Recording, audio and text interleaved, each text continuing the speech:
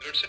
राधे राधे। राधे राधे महाराज जी। महाराज जी, मैं निर्णय लेने में धर्म व कर्म के बीच में फंस जाता हूँ। कर्म करता हूँ तो लगता है धर्म के विरुद्ध है और मैं गलत कर रहा हूँ। धर्म व कर्म में नहीं नहीं नहीं, कर्म दो प्रकार के होते हैं। एक निषिद्ध कर्म जो नहीं करने चाहिए, और एक कर्म जो करने चाहिए, जिनको कहते हैं शुभ कर्म। एक अशुभ कर्म, एक शुभ कर्म। तो जो नहीं करने चाहिए वो तो करने ही नहीं चाहिए, जो करना चाहिए वो करना चाहिए।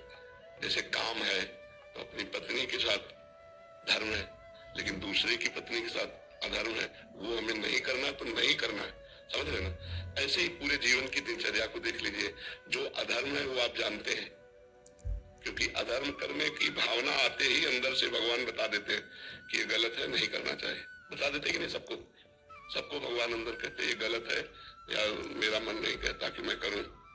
फिर होता है अरे यार, तो जो दो मन की वृत्तियां होती है, एक असत मन और एक सत मन। सत मन कहेगा कि नहीं, असत मन कहेगा अरे करो कोई बात नहीं है, ठीक है, चलता है सब। तो धर्म वही होता है जिसको करना चाहिए, ऐसा संत कहते हैं, शास्त्र कहते हैं, वो कर्म करना चाहिए। और जिसे धर्म कहता नहीं करना चाहिए, उसे नहीं करना चाहिए। कर्म धर्म अलग अलग नहीं है, एक ही है। धर्म पूर्वक किया हुआ कर्म कल्याण करेगा, और अधर्म पूर्वक किया हुआ कर्म पतन में ले जाएगा। धर्म कर्म अलग अलग नहीं है कि ये धर्म है और ये कर्म है, नहीं। ये धर्म है, यही करना हमारा कर्म है। जो धर्म है वही हमारा कर्म है, जो अधर्म है उसको त्याग देना है। समझ पा रहे आप? हमारे पर कभी कभी व्यथा ऐसी होती है कि जैसे मैं कोई कर्म कर रहा हूँ और उससे किसी का नुकसान हो रहा है, पर वो मेरा कर्म है करना। तो अब उसमें देखना पड़ेगा कि किसी का नुकसान, जैसे वो आदमी गलत है और उसका नुकसान हो रहा है, हम अपने कर्तव्य का पालन कर रहे हैं तो ठीक है, लेकिन वो सही है तो आपका वो कर्तव्य कैसा हो सकता है जो किसी को दुख पहुंचाए? हमें बताओ कौन सा कर्म। महाराज जैसे मान लीजिए कोई अज्ञानी है और मैं कोई कर्म कर रहा हूँ, उसका नुकसान हो रहा है, पर वो उस चीज नहीं, अब हमें ये देखना पड़ेगा कि आप क्यों ऐसा कर्म कर रहे हैं कि उसका नुकसान होगा। महाराज मतलब मैं एक उदाहरण के तौर पे बताऊं, आप किस डिपार्टमेंट में? मैं एक कंपनी में प्रबंधक के कार्य कर रहा हूँ। तो मेरे पास लगभग 100 लोग काम करते हैं। तो मान लीजिए किसी के लिए मैं कोई निर्णय ले रहा हूँ, तो कभी कभी ऐसा होता है कि उसका नुकसान हो रहा होता है, पर मेरे पास एक मतलब पावर है कि मैं उसको नुकसान होने से रोक सकूं। तो पर वो अपनी जगह गलत है, पर वो अज्ञानी है। इसमें देखना है कि अगर वो आपकी कृपा से उसका नुकसान भी ना हो और वो सही ढंग से चलने लगे तो ज्यादा अच्छा रहेगा। एक बार दो बार किसी को हम कठोर शब्दों से शासन में भी लेकर सुधार सकते हैं। देखो ये काम है, अगर ये काम आप इस तरह से नहीं करते हैं तो आपको निकाल देंगे, या आपको जो भी दंड विधान है। तो हमें लगता है एक दो बार अगर हम चांस दें किसी को तो फिर ज्यादा अच्छा रहेगा। डायरेक्ट किसी का अहित ना करें, एक दो बार उसको सचेत कर दे। इसलिए आप बिल्कुल ठीक चलिए, जिससे कंपनी का भी लाभ हो और आपका भी मंगल हो। अगर आप कंपनी के लाभ की बात नहीं सोचेंगे तो आपकी हानि हो जाएगी। तो कर्तव्य कंपनी के प्रति, हाँ बिल्कुल नहीं, वो धर्म है आपका, वही धर्म है आपका, क्योंकि कंपनी ने आपको अधिकार दे रखा है। और अगर आप उस धर्म का पालन नहीं करते तो कंपनी की हानि होती है, तो आप अपने धर्म से च्युत हो जाएंगे। एक तो होता है निकालना, एक तो होता है निकालना उसकी जिम्मेदारियों से या उसको नौकरी से निकाल देना। एक होता है एक आदमी है अगर गद्दारी कर रहा है या कंपनी की हानि वाली बात कर रहा है और ये उस पद पे है, तो इनका कर्तव्य है एक बार तो उसको पहले सचेत करो, दूसरी बार कड़ी वार्निंग दे दो, और तीसरी बार फिर अपना अधिकार का प्रयोग कर लो। महाराज जी हमारा भी है, पत्नी हमारी है, धर्मपत्नी बैठी हुई, वो भी कहती है जैसे हम भी इस समय एक पदाधिकारी के रूप में कहीं पे विराजमान है आपके पास है, तो लगभग 2500 आदमी है हमारे उसमें, और कई लोगों को अलग अलग तरीके से बताना पड़ता है। तो ये कई बार नाराज हमारे ऊपर होती है, क्यों डांटते हो लोगों को? जी नहीं, डांटना भी जरूरी है, क्योंकि कोई कार्य जैसे विद्यार्थी है, थोड़ा शासन की जरूरत है। हमारे जी एक तो होता है निकाल देना।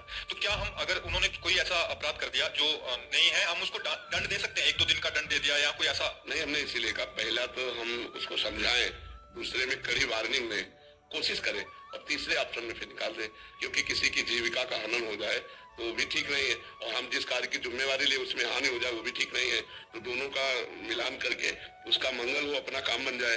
अगर वो ऐसा नहीं है, कई लोग इतने प्रमादी होते हैं कि वो न वार्निंग मानते हैं न प्रार्थना मानते हैं, तो फिर ऐसे लोगों को निकाल देना ही उचित रहता है। यही कर्म अपने घर में भी कर सकते हैं अपने बच्चों के साथ। अगर छोटा बच्चा है उसे समझा रहे हैं, वो सही मार्ग पर चल रहा है, पर अगर स्कूल जाता है तो कई प्रमादी बच्चों के संग होता है, तो दुख होता है कि कहीं ये गलत रास्ते पर न चल जाए। अभी मेरी बेटी है, वो 14 साल की है, वो नामजाप 2 साल से आपकी कृपा से करने की कोशिश कर रही है, उसमें सफल भी हो रही है। बट जब स्कूल जाती है तो बच्चे मिलते हैं और कुछ ना कुछ दिमाग संस्कार, हाँ गलत संस्कार, तो हमारा एज ए पिता हम वहाँ ये सूत्र नहीं चलेगा, वहाँ निकाल देने वाला सूत्र नहीं चलेगा। वहाँ प्रार्थना और शासन के द्वारा ही संभाला जा सकता है। साम नीति कहते हैं बहुत प्यार दुलार से समझाना, और दंड नीति कहते हैं शासन के द्वारा समझाना। तो फिर गलती हो गई, फिर यही बात कहेंगे, लेकिन हम उसको निकाल नहीं सकते क्योंकि हमारा बच्चा है। उसको चाहे जितना कुमार्गामी हो जाए, बच्चा तो बच्चा ही रहता है ना। अपने उसके हर समय सहयोग में ही रहेंगे, शासन के द्वारा संभाल सकते, पर ये सूत्र वहां नहीं लागू होगा। और जी आपकी शिक्षा मुझे अपनी इंद्रियों पर काबू रखने में शक्ति देती है, इसके लिए मैं आपका आभारी हूँ।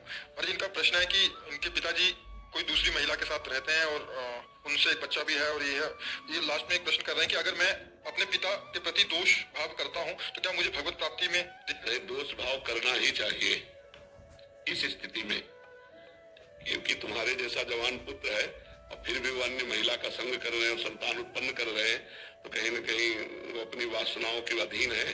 तो आपको अलग ही रहना चाहिए, अलग ही भाव कर लेना चाहिए।